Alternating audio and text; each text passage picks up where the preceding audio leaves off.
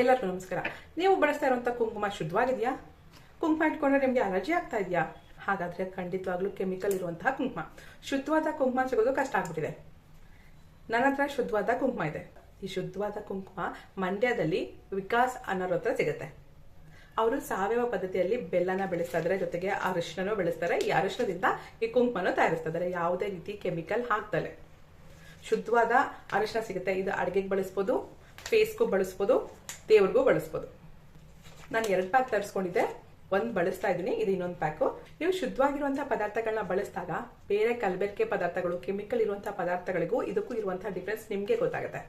ಇದು ಶುದ್ಧವಾದ ಅರಿಶಿನ, ಯಾವುದೇ ರೀತಿ ಕೆಮಿಕಲ್ಸ್ ಹಾಕದಲೆ ಸಾವಯವ ಪದ್ಧತಿಯಲ್ಲಿ ಬೆಳೆದಿರುವಂತಹ ಅರಿಶಿನದಿಂದ ಮಾಡಿರುವಂತಹ ಶುದ್ಧವಾದ ಅರಿಶಿನದ ಪುಡಿ.